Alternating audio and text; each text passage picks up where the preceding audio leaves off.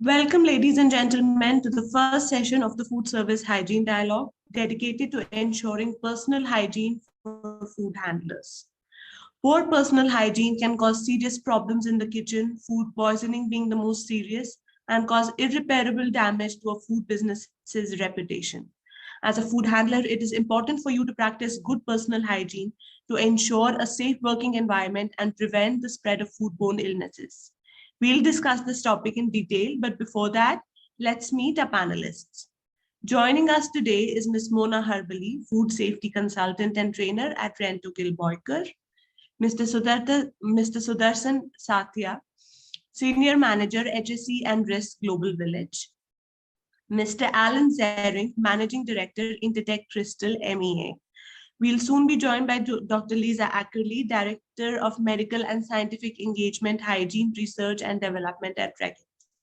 A hearty welcome to all the panelists. Without further ado, let's begin. Just a note to the audience, if you have any questions, please type them into the question box on your panel and then bring them up during the discussion. So let us begin. I'd like to initiate this conversation by asking all the panelists, why is personal hygiene important for food handlers in your experience? And what are the hazards associated with not following a proper code of personal hygiene? Mona, if you can begin. Yes, definitely. Good morning, everyone. I hope you are all fine. So let's start first with why personal hygiene. So basically, personal hygiene is an essential component when it comes to food safety. Why? Because most of the contaminations that happens in a food business are because of actions that are done by the food handlers. So that's why personal hygiene is very important, and we always emphasize on having the proper personal hygiene habits in a food business. And also there are a lot of hazards that are associated with this, including microbiological hazards that can happen from the hand, the hair, and from the skin. We have also the physical hazards that can happen from wearing jewelry, the hair as well, and having buttons on the uniform. We might have also chemical hazards that can happen from wearing perfumes and cleaning agents that are used by food handlers, and not to forget the allergenic hazard that is very important that might happen because of lack of washing hands and lack of washing utensils as well. Thank you, Mona. Alan, would you like to add to this?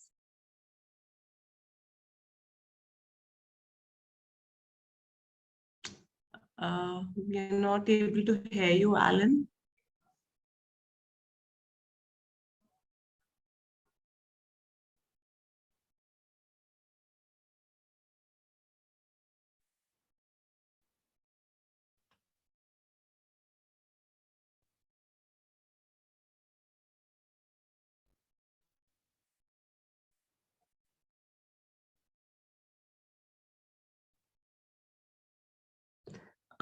We can see you, but we cannot hear you actually.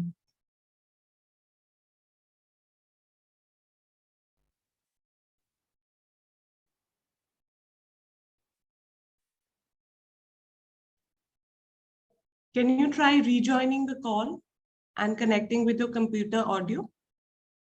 Great.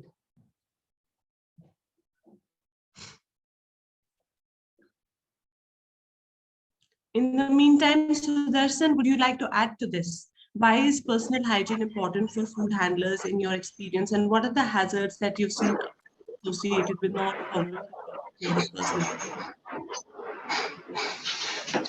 You can hear me? Yes. Okay. Good morning, everyone. First of all, I would like to thank Clean Middle East for this wonderful opportunity.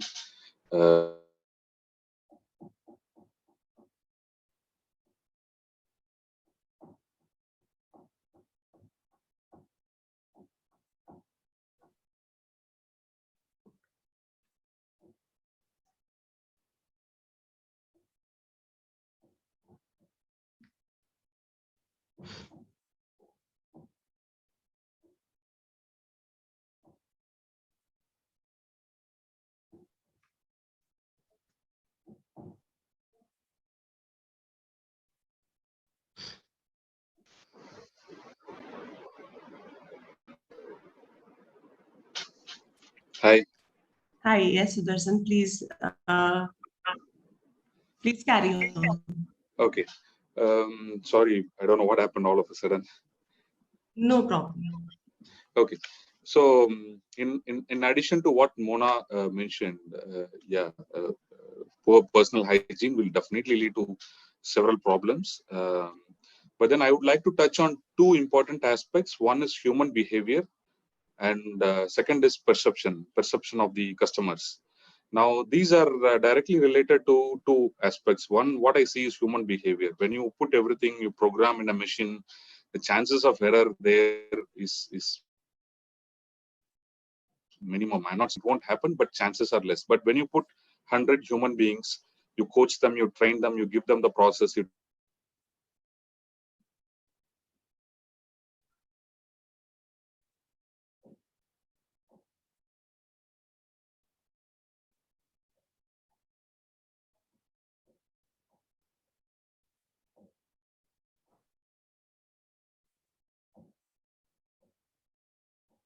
Sudarshan, are you with us?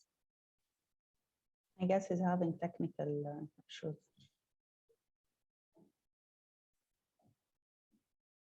Yes, I believe. Meanwhile, let's carry on with the conversation. And Alan is with us right now. Alan, can you hear me?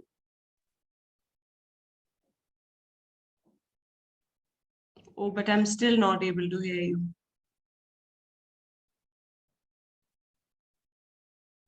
Can you try joining with a different device, maybe from your phone or something? Thank you.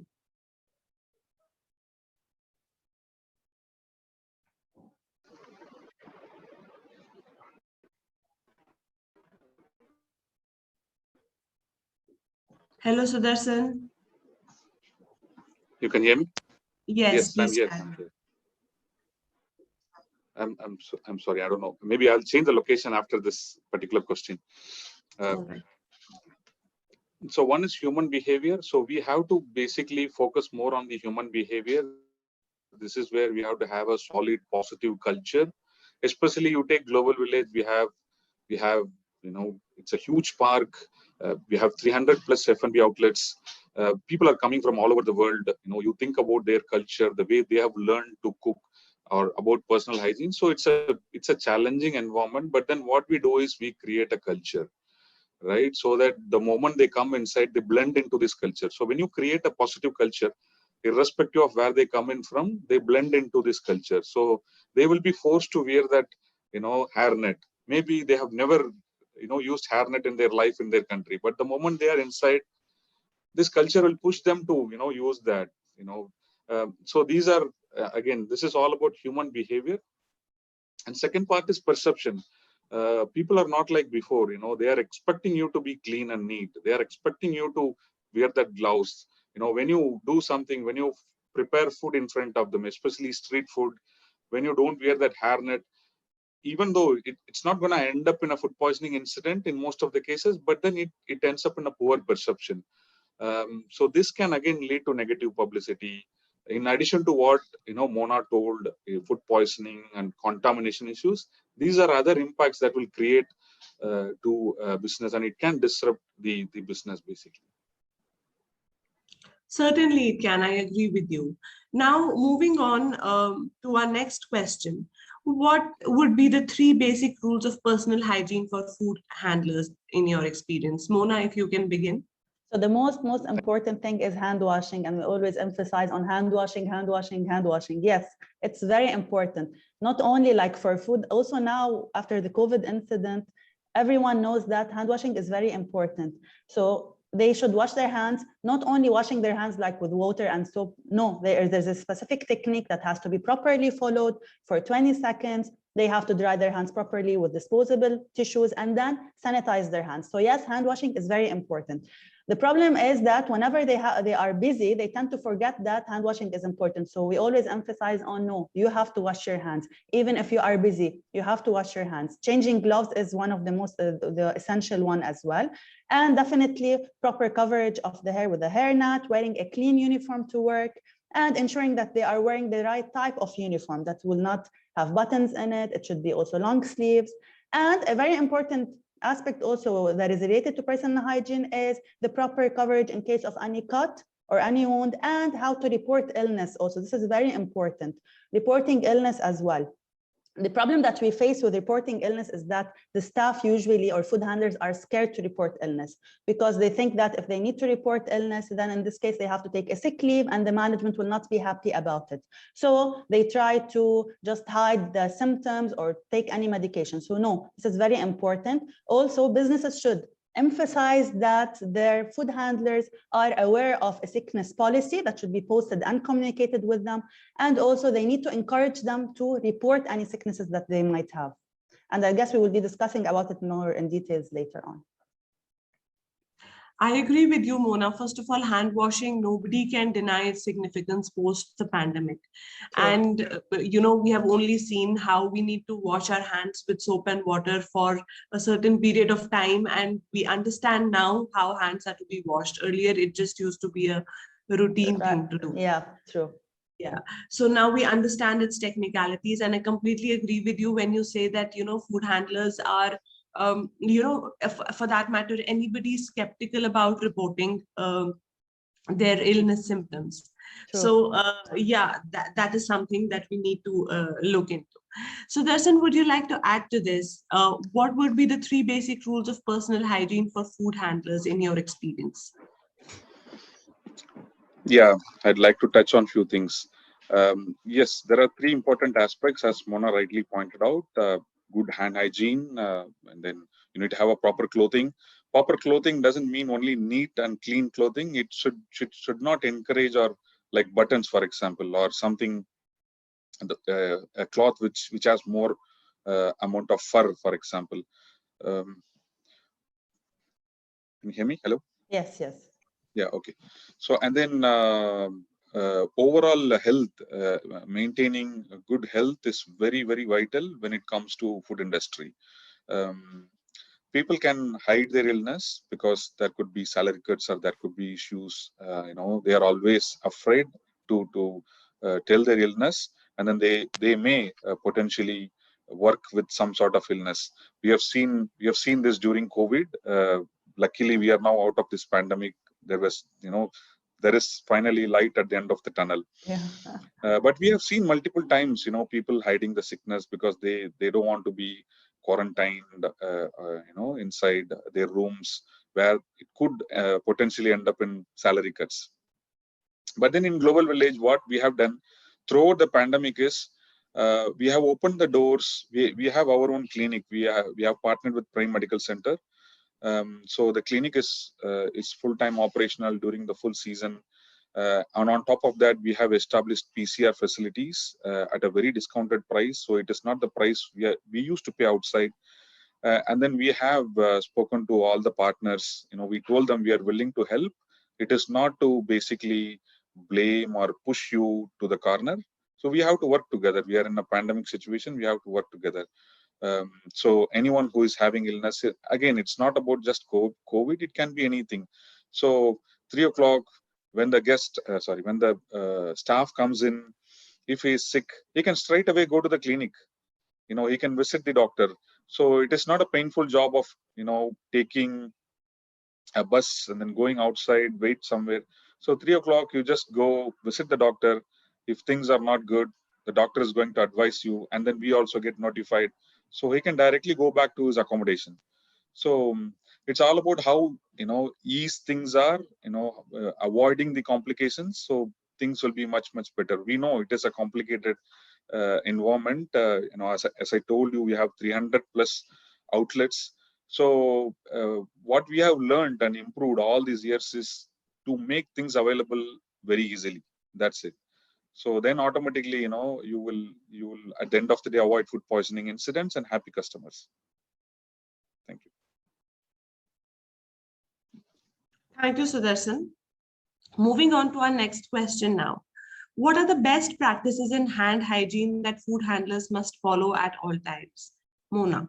So again, hand washing, proper hand washing, the proper technique, for at least 20 seconds, like we said, but also the hand washing basin has to be always accessible.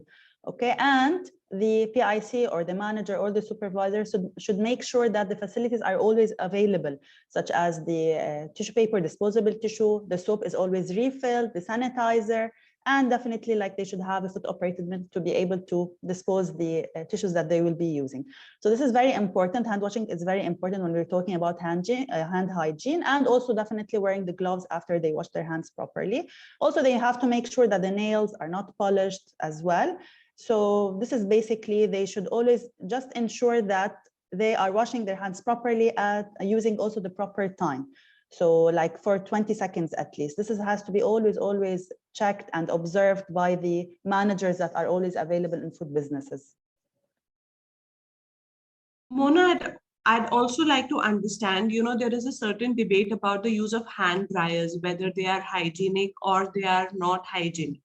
So with regards to this question, since we're talking about best practices in hand hygiene, would you recommend hand dryers, the usage of hand dryers in facilities? So a lot of studies were done regarding this, and a lot of the studies basically are showing that using hand dryers is not recommended because it can spread bacteria everywhere, because you have like the hot air that is being spread.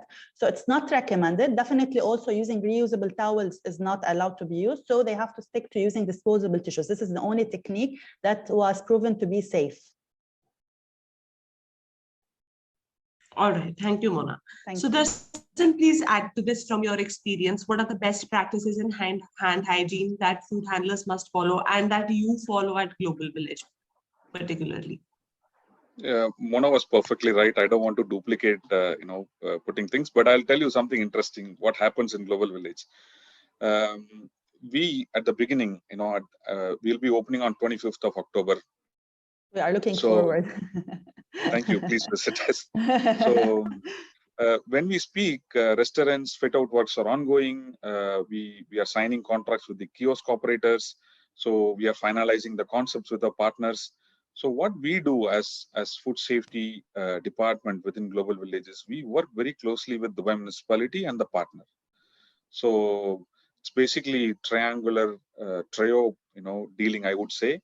So we look at the food and we look at what are the risks associated. For example, a trolley which will sell ice cream is not same as trolley which will cook nuggets, which will fry nuggets.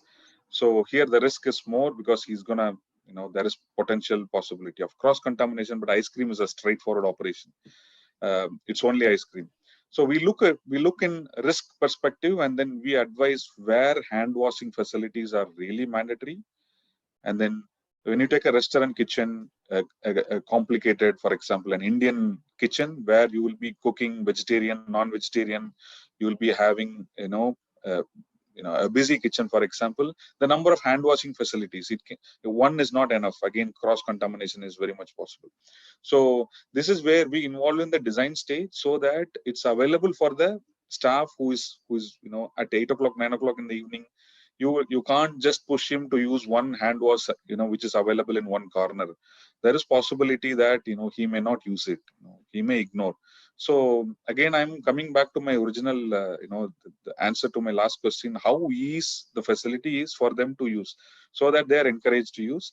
Starting from having a hand wash station for a trolley to kiosk to restaurants, and then increasing the number of facilities, plus all the towels, gloves availability. So when we manage to fix things at a design stage, it will be really helpful so that the food safety inspectors who go for inspection don't have to bang their heads against the wall saying, please wash, please do this. Having right facility, right design, and then right coaching will really help all the businesses, basically. Thank you. Thank you, Sudarshan. Now, what happens when a food handler falls ill? What happens if the food handling staff doesn't acknowledge they are ill, as we discussed, and go to work nevertheless? What guidelines can a food-based business set to ensure hygiene in such a scenario? Mona. So if a food handler is ill, he will infect his other colleagues. I always tell them this when, like we do, I'm a trainer at Rantukal Boyker, so we give trainings. So whenever we have the basic food safety training, whenever the slide comes about sickness, I ask them, what do you do if you are having symptoms of food poisoning? What are you supposed to do? They all laugh and they start looking at each other, because this is very tricky, really. So I always tell them, okay, if you are planning to go to work, even if you're having food poisoning symptoms of any illness, you will infect your colleagues. So instead of having one person staying at home taking a sick leave, you're going to have 5-6 people after a week that are sick, and you might have need to close your business. So then you're going to have an outbreak. So I always tell them this. So no, please, you have to know how important it is. And also, faking a sick leave is not also a right thing. So this is why it's tricky. So that's why if they're having any symptoms, they should report it to their managers, PIC supervisors, and they have to see definitely medical, like a doctor. They have to see a doctor to tell them what are the symptoms that they're having, what should be if they want to be take any medication. They shouldn't go back to work until they are like 48 hours symptom free as well, but they have to report illness. So what the businesses can do is to implement a sickness policy. So they should write a sickness policy and communicate it as well with their teams. And they should make sure that their teams understand what is inside this sickness policy. Like they should encourage them to report in case they're not feeling well. This is very important. So please, all food businesses should work on this aspect.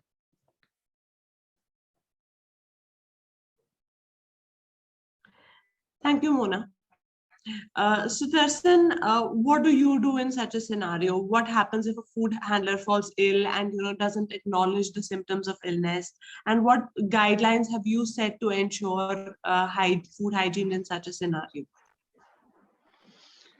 Okay, so at Global Village, what we have is we have something called the HSE manual for the partners. So this is this talks about everything basically. It talks about food safety. It talks about you bring an amusement ride, you want to operate inside Global Village, or if you want to set up an ice cream trolley, or if you are operating a pavilion. It talks about Bakur safety, food safety, all health and safety, COVID related, and we constantly update this manual. So anyone who wants to be associated with Global Village for any partnership, this is something which goes along with the contract. So why we came up with this idea, again, this is there for a couple of decades now, and it's a 100-page manual. And then anyone who is a trolley operator or who is a kiosk operator, whoever it is, the moment he gets it, he can go through it. He will understand what are the requirements in Dubai as per Dubai Food Code, as per Dubai municipality, and then what are the requirements on top of that which Global Village imposes on them. Right? We go sometimes above and beyond what is being asked by the authorities.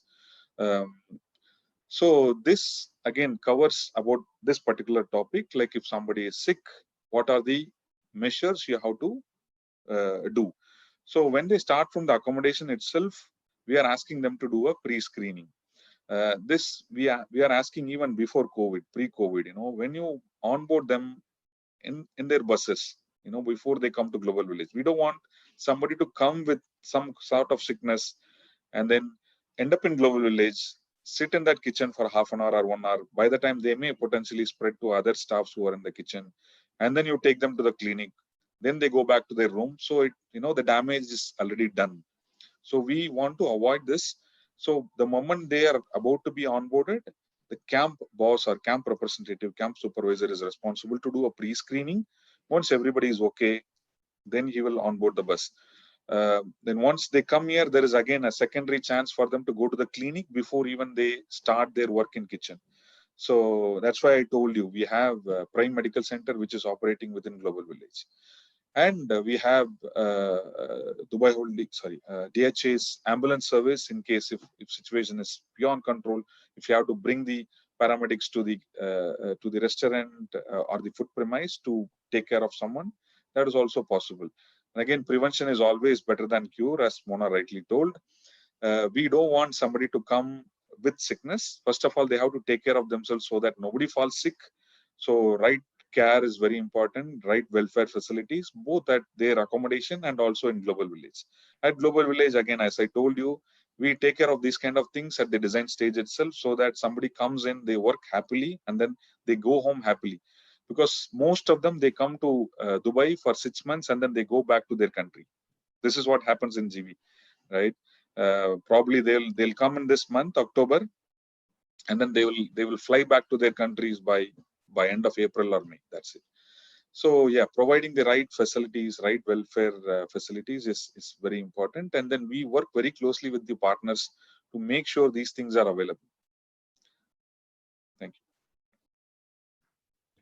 Thank you so much, Sudarshan. That was very informative. Alan has joined us back. Alan, can you hear me?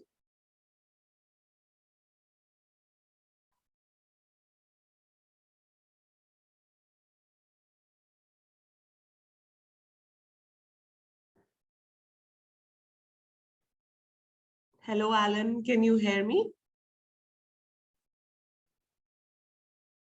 Okay, it seems that he's still facing a technical issue. Anyways, we'll carry on with the conversation.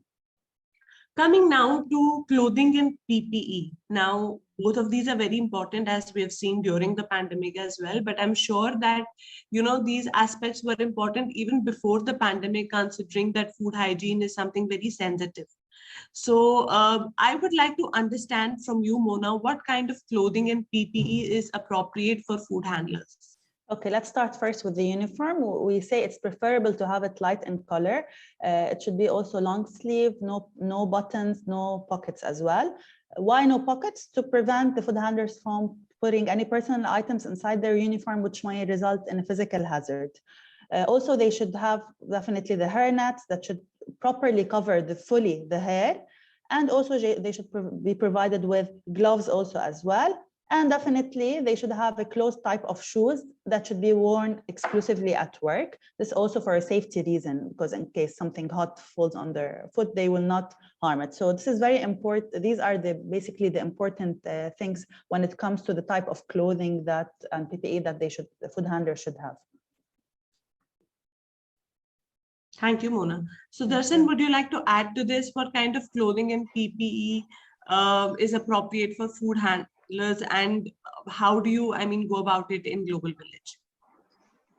Yeah, it's again, as I totally agree with what Mona told.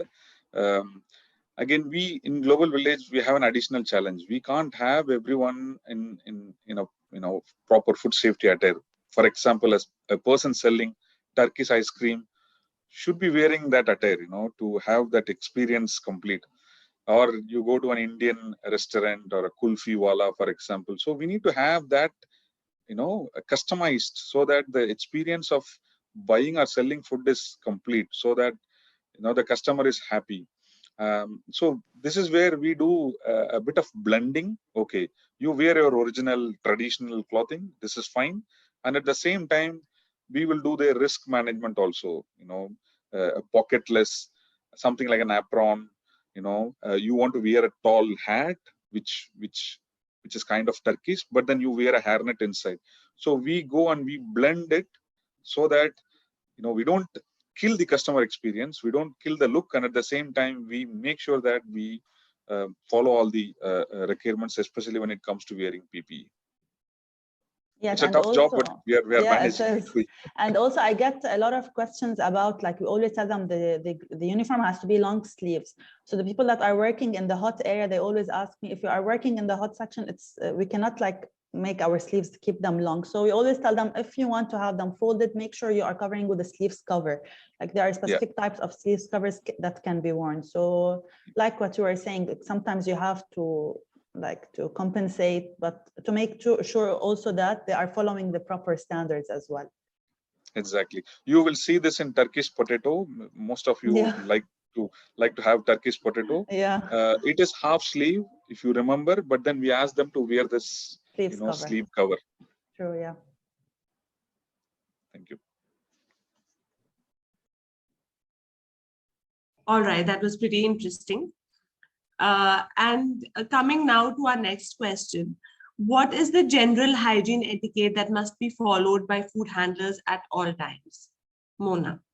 So like what we mentioned previously from the beginning of the session till now, again, talking about proper hand washing. So if they are washing their hands properly and they are wearing the proper clean uniform that we just talked about now, and they are covering their hand and covering their hair in the proper way, and reporting illnesses. So I guess these are one of the main etiquettes that they can follow, food handlers can follow to ensure that they are implementing the proper hygiene or the proper personal hygiene. And definitely not to forget about training. So they need to be trained on personal hygiene, but not only to be trained theoretically about personal hygiene, they have to be observed to check if they are competent enough when it comes to implementing proper personal hygiene habits. Because like what we were mentioning before, people usually, they come from different backgrounds, or they come from, like in Dubai, everyone that's working here, you have lots of, like one day I had a training, I had people from 13 nationalities in the training. So, and in their countries, sometimes they are not very aware about personal hygiene. So that's why we have to train them. And something that is also very important is to implement a food safety culture. So let them do it as part of a culture, not only because they have to do it because it's part of their work. So if it's part of a food safety culture, then in this case, they will just implement it as like a behavior. It will become like their daily behavior. Thank you, Mona. So, Darsan, would you like to add to this? What is the general hygiene etiquette that is followed at Global Village by food handlers at all the times, like something that is a given that has to be done? Yeah. So as I told you, we give this HSE manual to all the partners. So on top of that, what we do is we started doing our sessions. We started meeting the partners one to one, and also there will be regular orientation sessions, onboarding sessions for the partners, especially on this particular topic. This will be really helpful for someone new, a person who may be operating outside Dubai or outside UAE, may wish to come and do something in Global Village.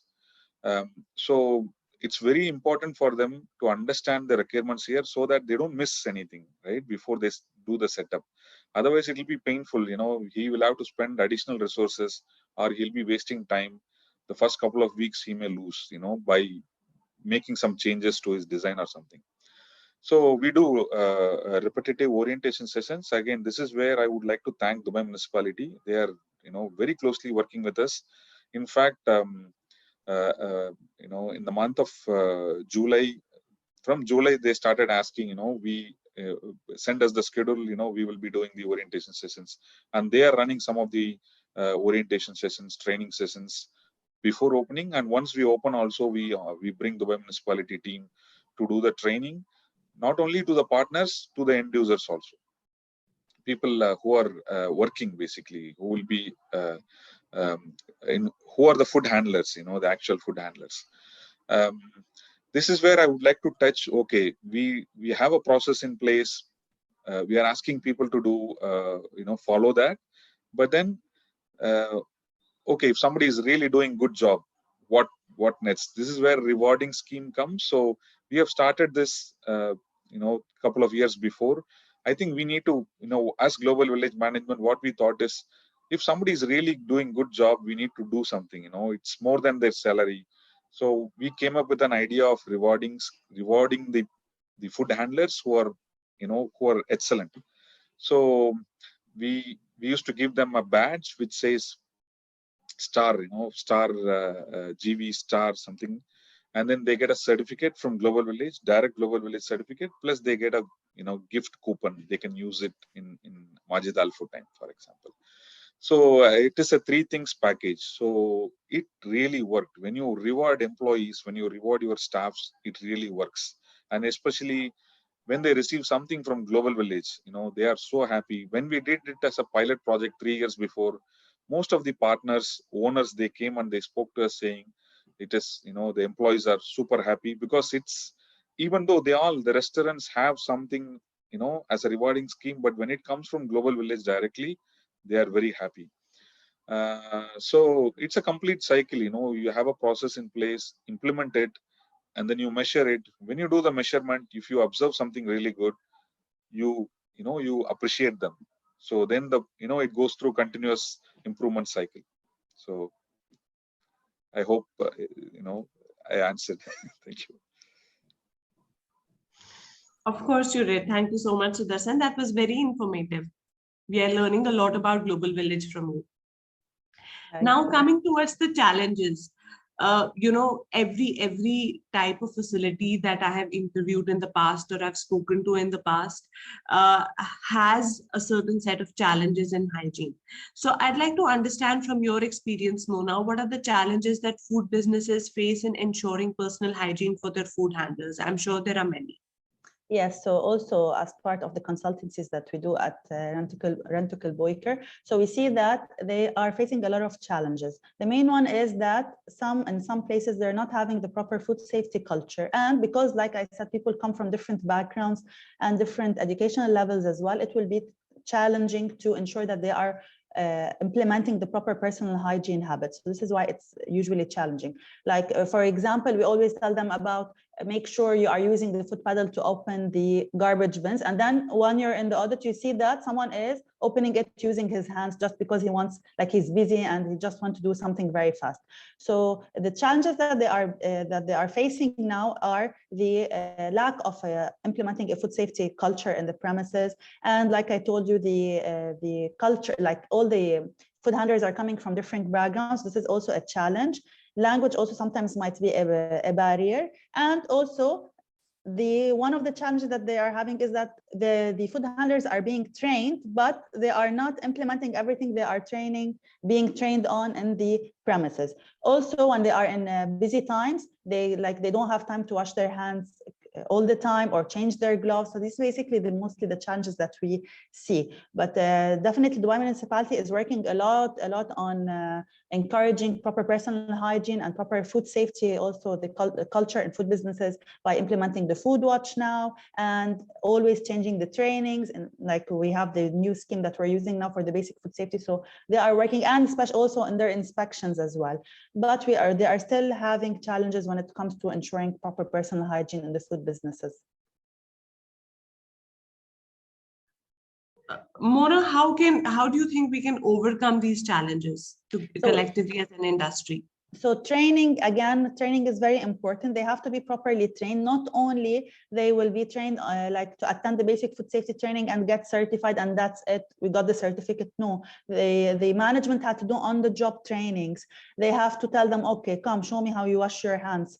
And they will check the time as well. The PICs, the managers will wash their hands in front of their employees. They will also lead by example, like what we always tell them in the PIC training. So this is very important. The reward system that we were just talking about, this is very, very important because you will encourage the food handlers. Okay, so they will know that if they are implementing everything in the right way, all the proper personal hygiene habits, they're going to get a reward at the end of the day. So this is very important. You will motivate them. And whenever this motivation is happening, in that way, you will have a proper food safety culture. So whenever you achieve this food safety culture, then having proper personal hygiene habits will not be a challenge anymore. And definitely providing them with all the facilities as well. Like you cannot tell them wash your hands and they have only in a big kitchen, they have only one hand washing station. So this is also important. Or you tell them, okay, why you're not implementing the proper personal hygiene habits, and they're not trained on this. They just came from their country and they don't know anything about personal hygiene. Or you are not providing them with enough gloves because you want to cut coats or hairnets. So this is also important. Certainly. Thank you, Mona. So, Darshan, if you could talk about the challenges that food businesses such as yours face in ensuring personal hygiene for their food handlers, and how do you overcome these challenges? Yeah, I can't agree more to what Mona said. Again, in Global Village, I think I told this couple of times, it's a very challenging environment when it comes to F&B. You know, the park is filled with F&B activities left and right. You go inside a pavilion, also there is F&B. There are packed foods. People are preparing food and they are serving it to you. We have restaurants starting from fine dining to casual dining. We have kiosks, which again, the menu is very slim, but then again, there are 150 kiosks. We have hundreds of trolleys that sells, like, ice creams, chestnuts, for many things. So it is, the menu itself is very diversified. You can't you can't put one procedure and say it's applicable for everyone. You have to tailor make your procedure or process for, according to what they do. A trolley, what they do in a trolley may not be applicable in a restaurant. A trolley is a one-person thing, somebody standing and selling that chestnut or ice cream. But restaurant is a complex operation where the risks could be more. Cross-contamination possibilities are high. Um, and again, I'll tell you something. If you have visited Global Village on a busy evening, kiosks, a popular kiosk can be pressurized by people. You think of 100 people standing in front of kiosk asking for, their favorite food.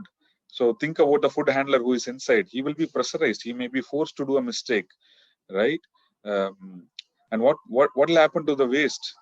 So how they are removing the waste? So I'm just giving you some thoughts. So how all these things are getting managed? You have to make sure the customer gets what he wants, and then you have to make sure uh, there is less waste or waste is removed properly, and then you have to make sure also that uh, everything is followed in principle. There is no any mistake, no food poisoning incident. you know uh, God forbid we don't have any food poisoning incidents, right? So what we do is, again, I'm putting all the layers, have a right process from the design stage itself. We have to make sure everything is available, everything is in place, and then build the right culture, a positive culture. So if somebody comes from somewhere in one corner of the world, who has never seen a gloves in his life, should wear that gloves. So the culture should be like that. Automatically he should be encouraged to wear that. If he's not going to wear, he will be seen as an alien kind of. So that's that kind of culture we are building in Global Village. Number one. Number two, proper queue management, so that 100 people will not jump inside that kiosk asking for their food. So it's a two-way system. You place the order, you take the receipt, and then you give it to the person who is serving your food, so that the pressure will be very less. He can focus on what he is doing. He can follow all the things. So again, there are hundreds. We can talk all the day, but then I'm just giving you a few examples, like how we look into the problem and how we put a solution to it. A kiosk which is very popular can have problem, but then you make a two-way system which is rightly implemented in Global Village, and then proper waste removal at regular times, and then giving them that space to keep that waste, and then it has to be removed every 1 hour. 9 o'clock in the evening, it can be busy, I'm not denying that, but then it has to be removed. So how it is removed? We need to have some sort of buggy arrangement to collect that waste and then to take it to the waste station, right?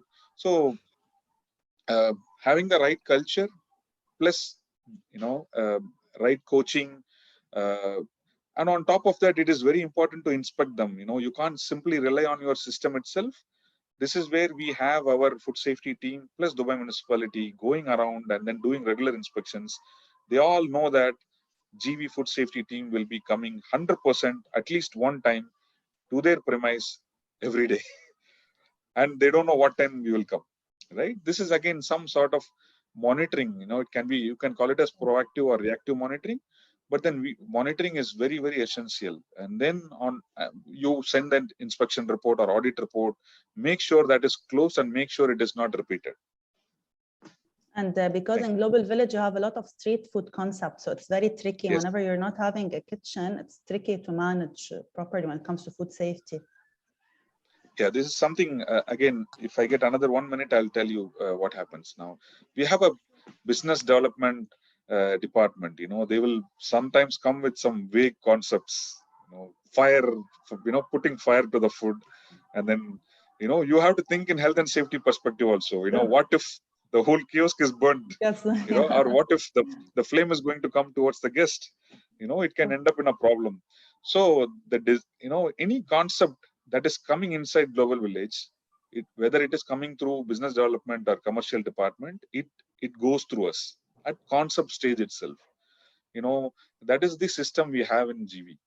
So it comes to me basically, and then I look into the concept and say, okay, you can do it provided you do 1, 2, 3. Or I would simply say, no, this is not going to work.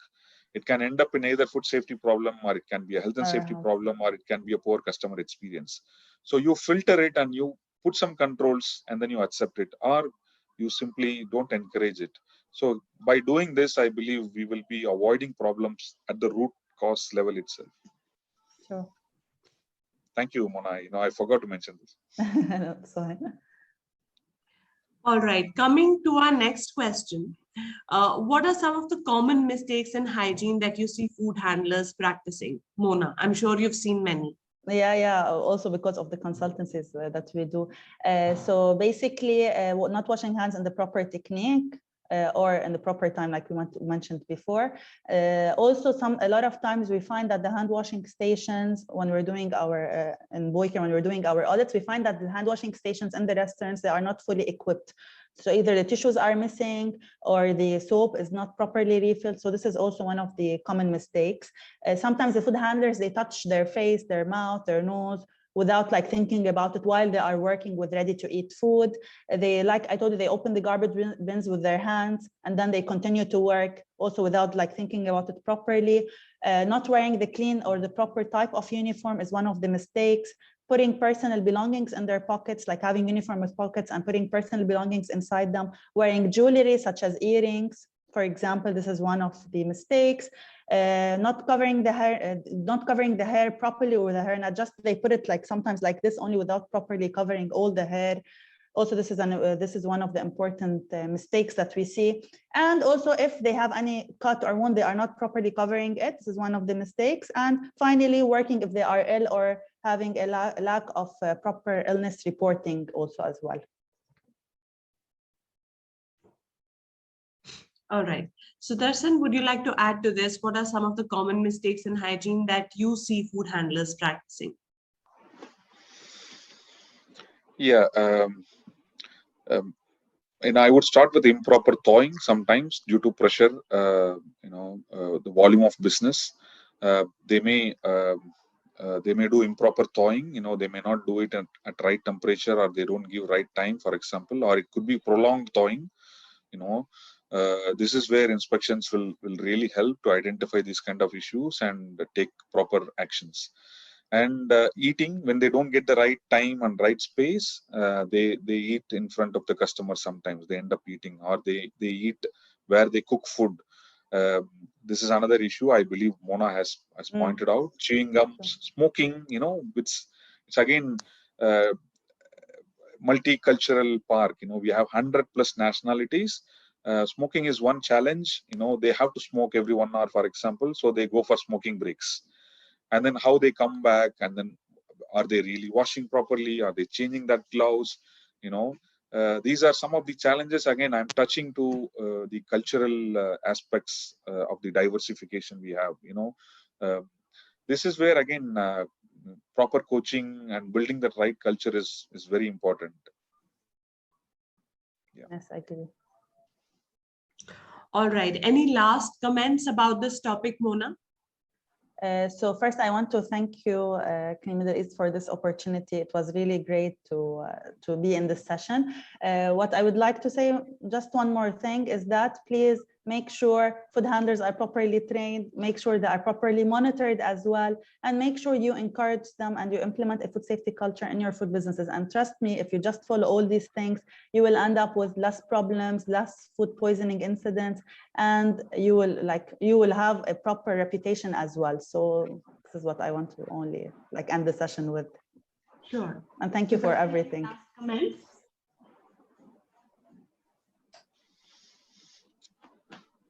Okay.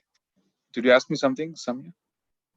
Yeah, sure. Yeah. Okay. Any last comments from your side? Yeah. Again, thank you, Clean Middle East, for this wonderful opportunity. I have learned, something today, and thank you, Mona, for all your insights. Thank you for also informing us about everything. I always used to think about how food safety is implemented in Global Village because of the huge production. So I really benefited today from the information you shared. Thank you. Most welcome. On top of what we have discussed today, I'm thinking about the monitoring arrangements, the food premises have, how easy it is for the food safety officers or inspectors who are going around. So this is something we did 5-6 years before. Earlier, we were on paper. We used to work with Microsoft Excel and Word. And later on, we realized this is killing time, for them to go around. Because again, when you think of GB, every inspector will be doing, let's say, at least 50 to 100 premises every day. If you walk through a street, you might have finished 30, 40 kiosks in one round. So by the time when he comes up with all these findings, he or she, it takes time for that person to prepare that inspection report and then send it across, and then asking for an action plan and then closing out all those findings. So we came up with a technological advancement of building something into the portal.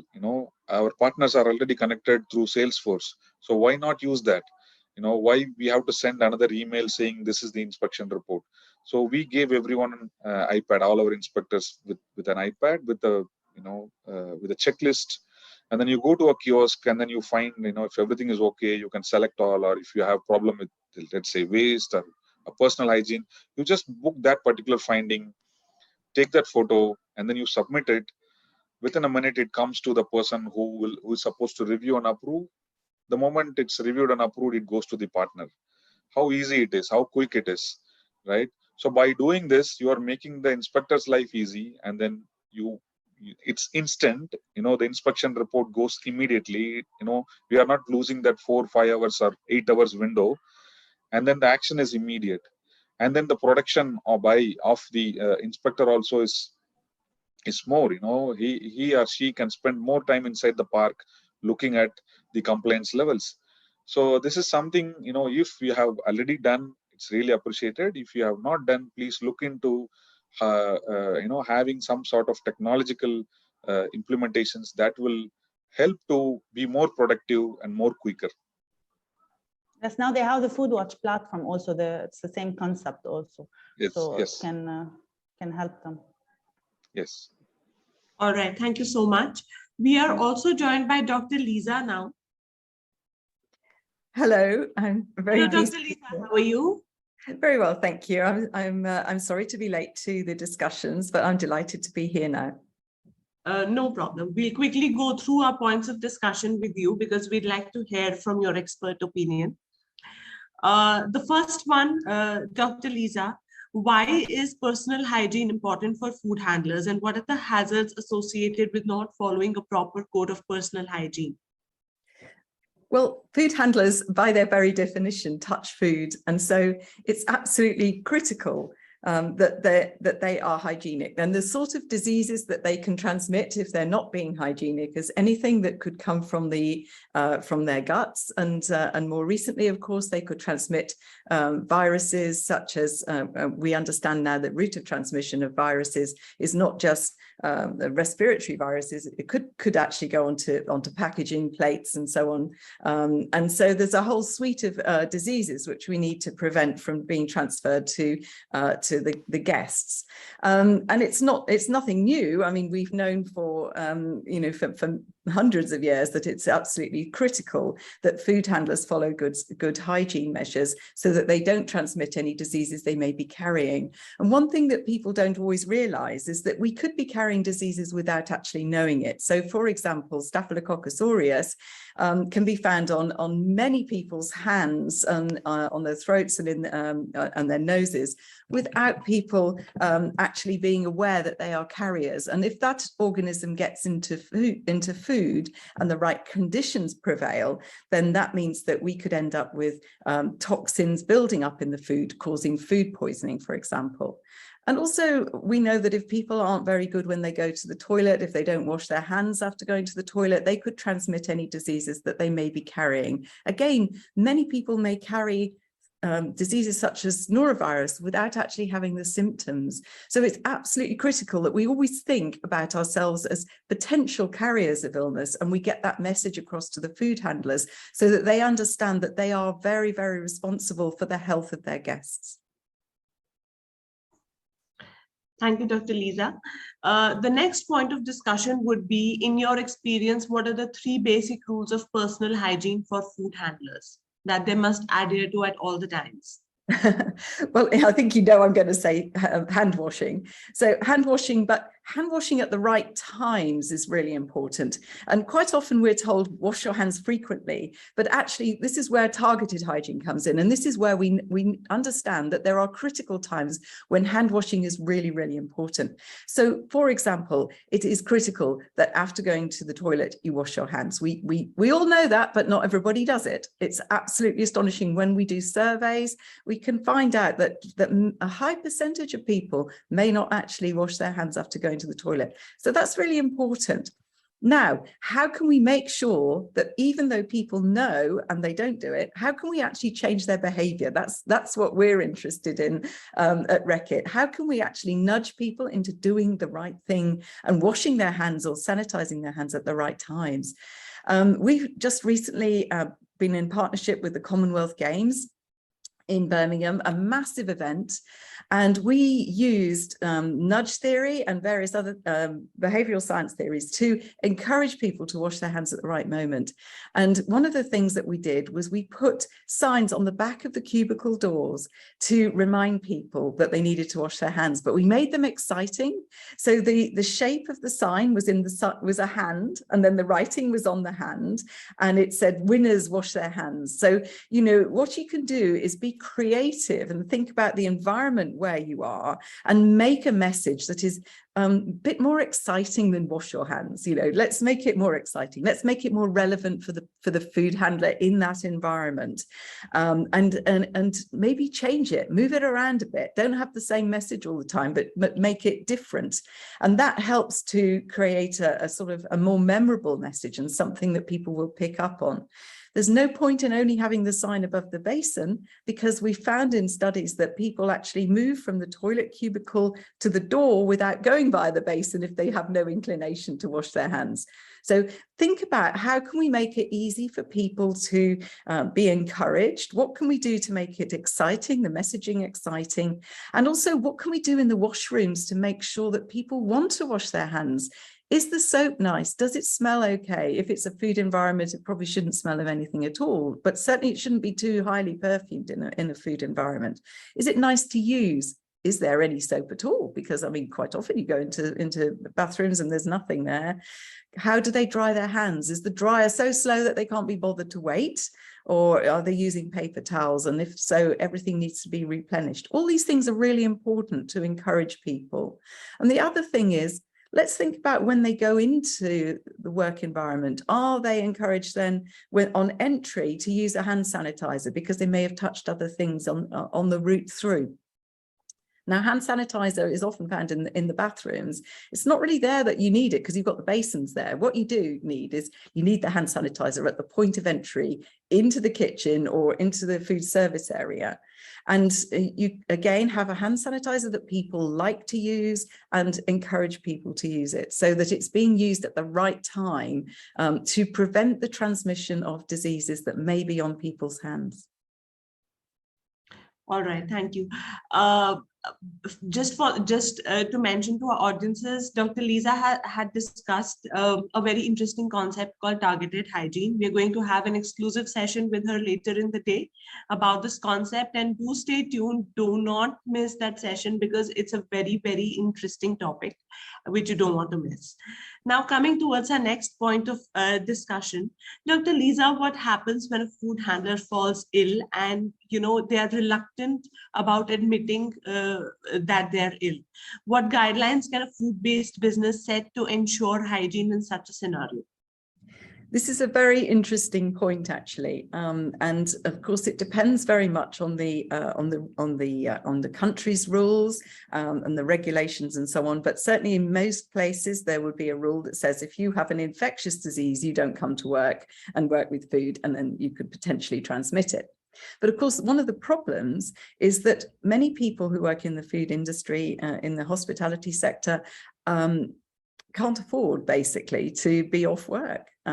So what we need to do is think, how can we encourage them to take the time off if they are genuinely sick, and actually compensate them while they're off sick? Because certainly there have been some major outbreaks in the UK where people have not they've kept quiet about their illness, basically, because they cannot afford to pay the rent and for their food and their bills if they don't work. And there was no compensation from the government that kicks in until 3 days later here. So, you know, people often, if you've got a food poisoning illness, you will have recovered after a couple of days anyway. But by that time, people will have been at work and they've potentially spread the illness. And this has actually happened. So I think as a society, as societies, we need to think about how can we make sure that people don't go to work if they're sick. Obviously, the employer lets everybody know that that is the rule, that they don't come to work if they're sick. But it's very difficult to find out. Sometimes people are good at covering it up. You know, whilst there are situations where you could actually test, for example, if someone's had salmonella and you know about it, you can test to make sure they don't come back to work until they're clear. That isn't always the case with something like norovirus. That could be a sort of silent illness that people are keeping quiet about, and they're returning to work when they're actually still sick and potentially carrying the disease. Thank you, Dr. Lee. Thank you, Dr. Lisa. Now, coming towards my next question, what kind of clothing and PPE would be appropriate for food handlers? That's another very interesting question. There are two things that sort of come to mind for me. One is whatever protective clothing you're wearing needs to be clean, because what you're actually doing is you're wearing clothing that protects the customer and the food from anything that you may have on your other clothing. So people often think they put the protective clothing on to protect themselves. And in this situation, that's not the case. They're protecting the food and the environment. So one thing that does often happen is people take their protective clothing home with them and they are expected to launder them at home. I don't agree with that. And I think that really, you know, this may be controversial, but the place for protective clothing is to be cleaned professionally for the organization. Many laundry services do this at a high temperature wash in a controlled environment, because so often I've seen people, and actually this can happen in healthcare settings as well, they wear this clothing back home on the bus or public transport. They may not wash it at home. They may then put it on the next day and then turn up at work. There's no point in that. That isn't protective clothing anymore from the work environment's point of view. And also they may launder it at home, but at a low temperature wash with maybe their underwear and all sorts of other things, which, you know, is not a low temperature wash at 30 degrees is not going to remove pathogens that might be in the wash. So this clothing needs to be treated very, very specially. And again, that's something that employers can think about. You know, are they actually doing the right thing? Should people be allowed to take their clothing home? Forgive me if that's not the case in your environment, but I've seen it happen in many places around the world. And the other thing that I want to just talk about briefly is gloves. Now, I know that in many countries, gloves are encouraged when people are handling food. But of course, the problem with gloves is people forget why they're wearing them and they keep them on all day. So they might have one pair. And I've seen people taking the rubbish out, maybe even you know, going to the bathroom with the same gloves on and then going back into the work environment, all with the same gloves on. And they're not thinking about the route of transmission. So if people do wear gloves, then it needs to be very well thought out and very well trained in and organized so that people don't wear those gloves for doing multiple tasks like taking money or clearing up the dishes. Or if you're going to use gloves, then you need to think, what are you trying to achieve? Are you trying to stop the potential transmission of organisms such as Staphylococcus aureus onto ready-to-eat foods? Or in some environments, I've seen people have gloves and they use red gloves only for the preparation of raw food so that they don't get raw food bacteria such as E. coli and Campylobacter on their fingernails and then transmit it to other things. But you have to have very, very clear rules and you have to have a real direction of what you're trying to achieve when you use gloves. And of course, there are different types of gloves as well. There are the, you know, the sort of thick rubber gloves, which you might use for cleaning, and that's to protect your body from the cleaning chemicals. So we have to think all the time, what are we trying to achieve and how can we do that in the best way? Thank you, Dr. Lisa. Coming towards my next question, What is the general hygiene etiquette that must be followed by food handlers at all times? The education. Sorry, is that what you said? What hygiene education must they have? No, I mean the general hygiene etiquette that they must follow. Etiquette. I think the most important thing is for people to understand about the routes of transmission, and you can make this as simple as you like. It really straightforward. You know, what we're trying to achieve is to stop the spread of germs that might be on a person onto food, which could then subsequently affect the guests. And of course, there are other rules of hygiene to do with cross-contamination or anything, but in terms of personal hygiene, everyone needs to know that they are personally responsible for preventing the spread of transmission of infectious diseases that they may inadvertently be carrying. And so I think it's making sure that they understand about the hand washing etiquette at the right times in the right way. And they also understand about what they need to do if they are sick, and that there is an infrastructure there to protect them so that they don't become financially destitute because they are sick through no fault of their own. Certainly. What are the challenges, Dr. Lisa, that food businesses face in ensuring personal hygiene for their food handlers, and how can they overcome these challenges? I think there are a lot of challenges. I mean, obviously, cost is one of them. Providing protective clothing, for example, and then laundering it is a cost. But you've got to think about what's the cost if you don't do that. You know, you've got to weigh these things up. The other challenge, as we've mentioned, is actually getting people to do the right thing. How can we actually make sure that people actually wash their hands when they're supposed to wash their hands? Now, once I went to an airline catering factory, and it was very clever. They used technology, and I know you've talked about technology before, but the gates were activated once someone used the hand sanitizer. So you couldn't actually get in unless you'd used the hand sanitizer. So that was a really good idea, because everyone had to do it. There was, you know, and also they had a camera, so you couldn't circumvent it and pretend you put hand sanitizer on your elbow or something, because people will do all sorts of weird things. But you know, this was a really well planned out thought. Let's get everybody who comes into this factory to have their hands sanitized. At least we know from this point onwards that they're doing the right thing. My last question, Dr. Lisa, what are some of the common mistakes in hygiene that you see food handlers practicing? I think it's really this lack of understanding of what I call the journey of the germ. So it's not understanding how they can transmit an organism to other people, to food, or even to each other. Not understanding the significance of how important their role is in terms of when to wash their hands, washing their hands at the right time. And I would say that's probably the most significant thing. All right.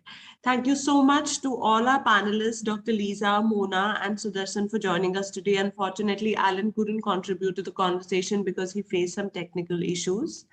And thank you to all our listeners. We'll join you in a few minutes for another interesting session. Stay tuned. Thank you so much. Thank you. Thank you.